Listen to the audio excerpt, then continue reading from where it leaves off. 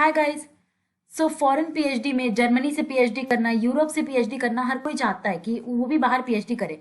But आप कैसे इस तरफ जा सकते हो, इसका आइडिया हमें से बहुत कम लोगों को होता है। मुझे भी मेरे बीएससी या मेरे एमएससी के टाइम पे नहीं पता था कि मैं किस तरह से फॉरेन पीएचडी के लिए अप्लाई करूं। मतलब मुझे ये बहुत बड़ी चीज लगती थी कि मैं फॉरेन प्रोफेसर को मेल लिखूंगी और फिर वो पता नहीं मेरा मेल देखेंगे नहीं, क्योंकि लोग कहते हैं कि आप 50 मेल करोगे तो एक का रिप्लाई आएगा, 100 मेल करोगे दो का रिप्लाई आएगा, तो रेशियो बहुत कम है, बहुत लोगों को रिप्लाई करना पड़ता है। आपको बार बार कवर लेटर लिखने होते हैं, बार बार अपना एसओपी लिखना होता है। तो ये सब एक टाइम टेकिंग प्रोसीजर है गाइस। इसके अलावा ये आपको करना तो होता ही है, आपको कवर लेटर लिखना होता है, आपको अपनी सीवी अपलोड करनी होती है, फॉरेन प्रोफेसर्स को मेल करना होता है। बट आप कैसे अपने चांसेस इंक्रीज कर सकते हो कि वो आपकी सीवी देखे और देन आपको सेलेक्ट करें, क्योंकि cover letter is just a medium. ऐसा नहीं है कि आपने कवर लेटर में कुछ बहुत अच्छा लिख दिया तो आप शॉर्टलिस्ट हो जाओगे और किसी ने नहीं लिखा है तो वो शॉर्टलिस्ट नहीं हो जाएगा। जो मेन चीजें मैटर करती है ना फॉरेन पीएचडी के लिए, that is your internships, your foreign master, your masters project. ये दोनों चीजें बहुत ज्यादा मैटर करती है। अपने जितनी, अगर आप बीएससी में हो तो आई विल सजेस्ट कि आप अपने हर ईयर में ट्राई करो कि आप कोई ना कोई इंटर्नशिप करो। भले कोई इंटर्नशिप ऐसी होती है जिनमें आपको पे नहीं मिलता, सिर्फ आपको एक एक्सपीरियंस लेटर मिलेगा और आपको अपना खर्चा भी खुद ही उठाना है वहां रहने का। बट गाइज, आप बीएससी का खर्चा भी तो उठा रहे हो ना अपना, तब भी आपको कोई स्टाइपेंड नहीं मिल रही, आप बीएससी में पे कर रहे हो। तो आई विल सजेस्ट कि अगर किसी भी आईआईटी में, आईजेस में, क्या सीएसआर लैब में कहीं आपको अगर इंटर्नशिप मिल रही है विदाउट एनी स्टाइपेंड, आप फिर भी उसको लो, because that is going to help you lot in getting a foreign PhD. अगर आप सोचोगे कि मैं इंसा के थ्रू या मैं आईएएस के थ्रू ही अप्लाई करूं ताकि मुझे इंटर्नशिप में पेमेंट मिले, या फिर मैं किसी की जैसे स्पार्क आती है, सर्च आती है, इनमें इनके थ्रू अप्लाई करूं ताकि मुझे पे मिले, तो अगर आपको ये चीज मिल जाती है तब तो वेल एंड गुड कि आपको स्टाइपेंड भी मिल रहा है साथ साथ। लेकिन अगर आपको आईएएस की नहीं मिल रही है इंटर्नशिप, तो आप अपने से प्रोफेसर को मेल करो कि आप उनके अंडर काम करना चाहते हो विदाउट एनी स्टाइपेंड, ताकि एटलीस्ट आपको एक्सपीरियंस लेटर मिल जाए। जितना भी आप अपनी बीएससी के 3 सालों को यूज करके एक्सपीरियंस गेन कर लोगे, अगर आपने 2 ईयर आपको मिलते हैं छुट्टियों के, आप उसमें इंटर्नशिप करो दोनों साल। पेड इंटर्नशिप ना हो, अनपेड इंटर्नशिप हो, आप वो ही करो। कोशिश करो कि आपको बस एक उसका एक्सपीरियंस लेटर मिल जाए। उसके बाद आपकी मास्टर्स की फर्स्ट ईयर आपने वहां इंटर्नशिप के लिए अप्लाई करना है। अगर आप 2 साल बीएससी में अनपेड इंटर्नशिप भी कर लोगे ना, तो भी आपको इंसा की या फिर और भी आपको जो आईआईटीज की इंटर्नशिप आती है मास्टर्स वाले के लिए, वो आपको इजीली मिल जाएगी, उसमें फेलोशिप भी होती है।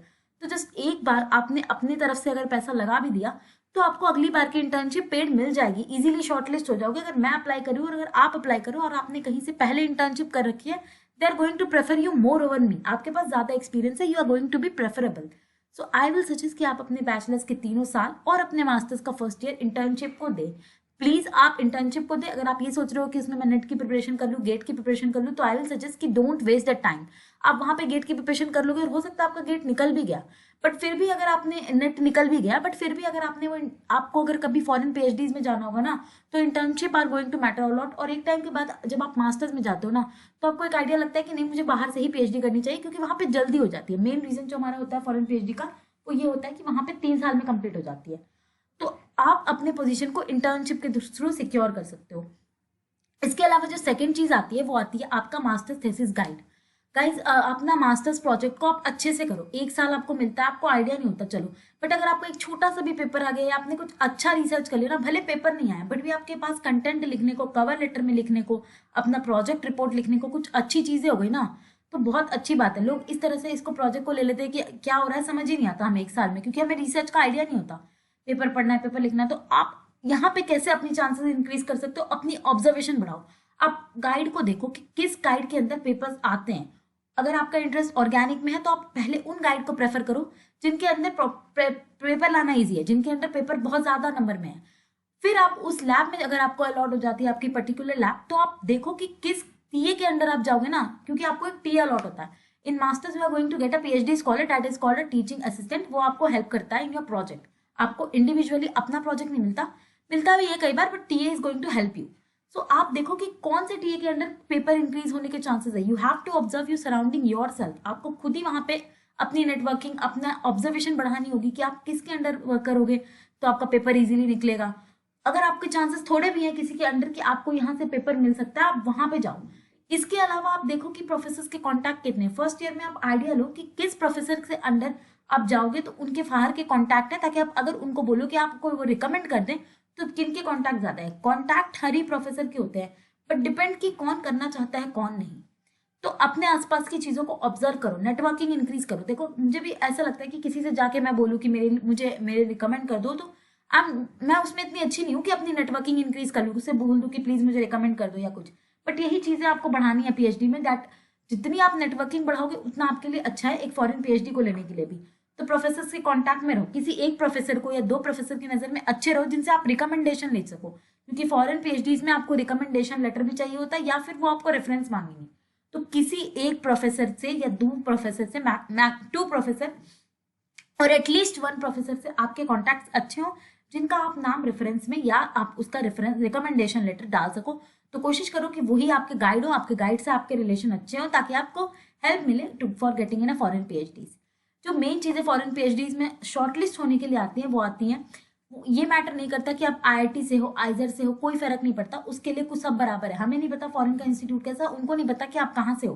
वो ये चीज़ नहीं देखते कि ये बच्चा आईआईटी बॉम्बे का, ये बच्चा किसी लोकल कॉलेज का है। No, they are going to see आपका एक्सपीरियंस कितना, आपका कितना रिसर्च एक्सपोजर है।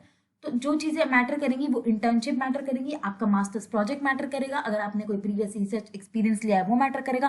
पेपर आ गया तो that is going to be well and good. इसके अलावा आप अगर पेपर ना भी आए तो please make your foreign project, masters project report effectively. किसी किसी का बैचलर्स में भी प्रोजेक्ट होगा तो उसको अच्छे से बनाइए और एक्सपोजर लीजिए, जितना आप रिसर्च एक्सपोजर लेंगे। हर तरह के इंस्ट्रूमेंट सीखिए और ताकि आप उसे अपनी सीवी में ऐड ऑन कर सके कि आपने ये भी ऑपरेट किया, ये भी ऑपरेट किया है। एनएमआर के लिए, मास के लिए ऑपरेटर्स होंगे, but XRD, IR, UV visible, ये सब चीजें अगर आपके लैब में है then do get a exposure of that. देखो कि वो कैसे काम करती है, सीखो उनका mechanism and then you can add up that things in CV. इसके अलावा अगर आपको आपके लैब में नहीं भी सीखने को मिल रहा है, आपके इंस्टीट्यूट में नहीं भी फैसिलिटी है, आप किसी यूनिवर्सिटी में जाओ जो आपके आसपास हो, जिसमें आप एक्सपोजर ले सको। आप वहां पे बात करो प्रोफेसर से कि आप ये इंस्ट्रूमेंट सीखना चाहते हो फ्री ऑफ कॉस्ट, वो जस्ट आपको बता दें, ताकि आप इस चीज को अपनी सीवी में एडअप करो। तो चाहे आप ऐसे किसी कॉलेज से हो जहाँ पे इतनी रिसर्च, इतने इक्विपमेंट नहीं है, इतना रिसर्च एक्सपोजर नहीं है, आप अपने किसी आपके शहर के पास आसपास जो ऐसी यूनिवर्सिटीज होंगी जिसमें रिसर्च एक्सपोजर है, वहां जाके वहां के प्रोफेसर से बात करो और वहां के इंस्ट्रूमेंट सीख लो, देख लो क्या क्या इंस्ट्रूमेंट है, उनपे सीख लो। इन द सेंस जस्ट आपको सैंपल प्रिपरेशन देखना है, कैसे जनरली ऑपरेट करते हैं वो चीजें, ताकि फिर भी आप अपनी सीवी में वो चीजें ऐड कर सको। ये कुछ चीजें आपको बेनिफिट करेगी। इसके अलावा आपका आप कैमड्रॉ पे हैंड ऑन एक्सपीरियंस लो, अगर आपने नहीं यूज किया है, साई हब देखो, ये सब, साई फाइंडर यूज करो। इन चीजों को आप अपनी सीवी में एड अप कर सकते हो। और मेन चीज जो आपकी इंटर्नशिप है, that is going to help you lot. जैसे कि मैंने पहले भी कहा कि ये बहुत मैटर करती है कि कितना आपका रिसर्च एक्सपोजर है। तो please utilise your vacations in BSc and MSc for getting a research experience.